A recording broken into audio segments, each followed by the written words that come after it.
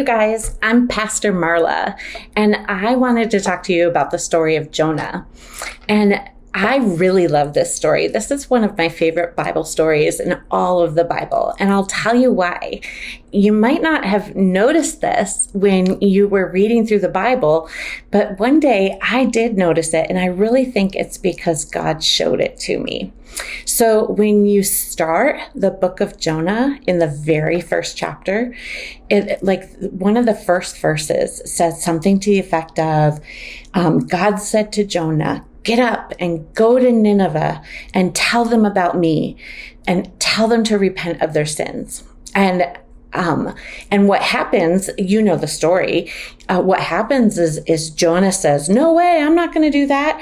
And he gets on a ship and he takes the ship and he sails into a storm. And when he's in the storm, the sailors throw him overboard. He's eaten by a big fish.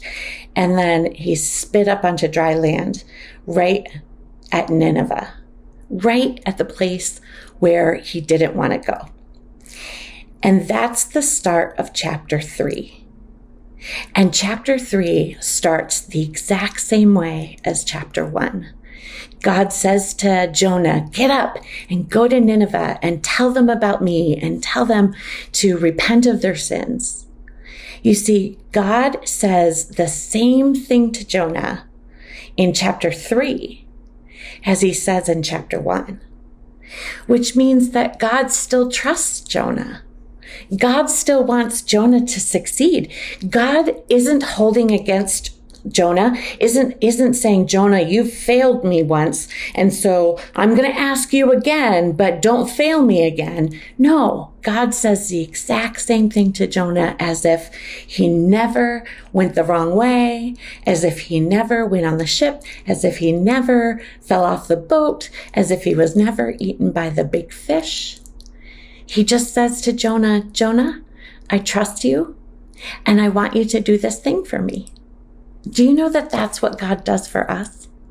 When we do things that aren't what God asks us to do, when we say no to God and we go a different way, God forgives us.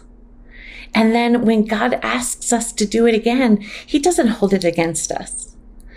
Instead, God says, "Hey, I have this thing for you to do, and I trust you, and I know that you'll do it well." Even if we've failed before, God trusts us.